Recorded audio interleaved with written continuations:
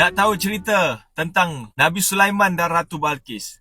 Ratu Balqis ni dia ratu di negeri Sabak di sebelah Yaman. Kisah Ratu Balqis ni bermula dengan ayah dia. Ayah dia ni seorang raja Sabak. Suatu hari ayah dia pergi memburu. Bila ayah dia pergi memburu tu, ayah dia tersesat di dalam hutan. Bila tersesat, dia terjumpa sebuah rumah. Dia pergi dekat sebuah rumah tu, dia tengok ada mak Ratu Balqis. Jadi ayah dia berkenan dengan mak Ratu Balqis ni. Dari bangsa jin. Syarat ayah dia untuk berkahwin dengan mak Ratu Balqis ni, ayah dia tak boleh nak tanya apa-apa yang mak dia buat. Bila dia berkahwin, dia dapat anak, mak dia bunuh anak. Dapat anak, mak dia bunuh.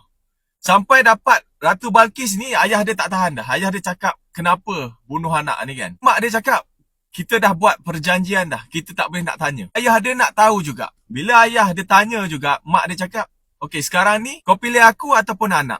Jadi ayah dia pilih Ratu Balqis. Mak dia pulang kepada bangsa dia. Duduklah Ratu Balqis dengan ayah dia. Berlalu zaman, ayah dia meninggal.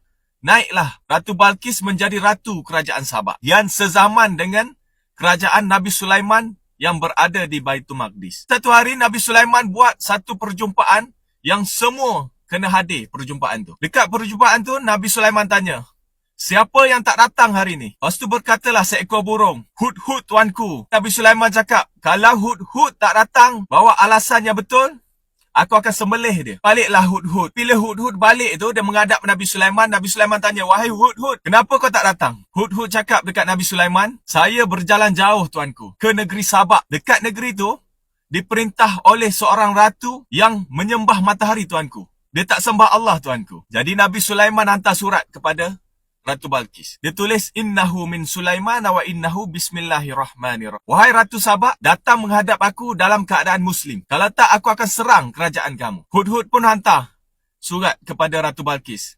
Ratu Balqis tengah tidur dalam bilik. Hud-Hud letak surat dekat dada Ratu Balqis. Bila Ratu Balqis bangun baca surat tu, dia tanya semua pengawal dia, siapa yang letak surat atas dada dia. Pengawal dia cakap, tak ada seorang pun yang masuk dalam bilik tu. Jadi, dia pun bincang dengan menteri-menteri dia pasal surat Raja Sulaiman ni. Ratu Balqis cakap, kita tak boleh berperang ni. Surat pun kita tak tahu siapa yang hantar. Ratu Balqis cakap, kita berdamai dengan kerajaan Raja Sulaiman ni. Kita hantar benda yang paling mahal sekali dekat negeri Sabak ni. Dia pun buat satu jongkong emas dan satu jongkong perak yang sangat besar. Utusan dia pun pergilah menghadap Nabi Sulaiman ni. Jadi Nabi Sulaiman tahu. Nabi Sulaiman arahkan tentera dia buat satu kawasan yang sangat besar menggunakan jongkong emas dan jongkong perak ni. Bila dah siap semua kawasan ni, Nabi Sulaiman cakap, panggil semua, kita buat pesta hari ni. Bila buat pesta ni dengan haiwan semua, dengan jin semua ni, habis kotor kawasan tu. Hebatnya Nabi Sulaiman ni, dekat jongkong emas, dekat lantai tu, Nabi Sulaiman tinggalkan dua keping. Satu jongkong emas, satu jongkong perak. Jadi dua tu macam hilang. Utusan Ratu Balqis ni datang nak menghadap ni, dia cakap, mesti Raja Sulaiman ni akan suka dengan apa hadiah yang dia bawa ni.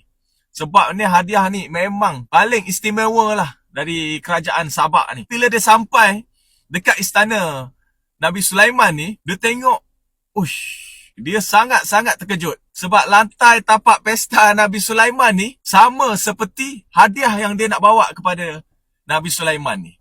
Jadi dia berjalan, dia tengok, ada dua jongkong hilang. Emas dan perak. Lagi dia takut nak jumpa Nabi Sulaiman ni. Dia cakap Nabi Sulaiman ni mesti ingat dia orang yang curi dua jongkong yang hilang ni. Jadi dia takut nak jumpa Nabi Sulaiman. Dia pergi juga menghadap Nabi Sulaiman. Dia cakap, tuanku, saya datang dari kerajaan Sabak ni. Ratu kami nak berdamai dengan tuanku.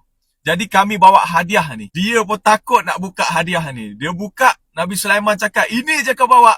Kau tak nampak tu? Aku punya tapak pesta tu. Jadi yang dua hilang ni, kamu yang curi. Utusan tu cakap, ini datang daripada Yaman tuanku, kita tak curi. Tapi apa yang kamu bawa ni menghina kerajaan. Nabi Sulaiman suruh letak dekat kawasan yang dua yang tak ada tu. Nabi Sulaiman cakap, suruh ratu kamu datang menghadap aku. Utusan tu balik dengan ketakutan tu, cakap dekat Ratu Balqis, kena menghadap Nabi Sulaiman. Ratu Balqis ni datanglah nak menghadap. Dalam perjalanan Ratu Balqis ni nak menghadap Nabi Sulaiman ni, Nabi Sulaiman cakap dekat dia punya tentera dia, siapa yang boleh alih singgah sana Ratu Balqis ni, datang ke Palestin. Jadi bangunlah Ifrit dari bangsa jin ni. Dia cakap, tuanku, saya boleh alih singgasana Ratu Balqis tu datang ke istana kita sebelum tuanku bangun daripada singgasana tuanku. Jadi Nabi Sulaiman ni, dia duduk dekat singgasana dia ni, biasanya sampai petang baru dia bangun daripada singgasana dia. Dari pagi sampai petang, baru Ifrit boleh alih dari Sabak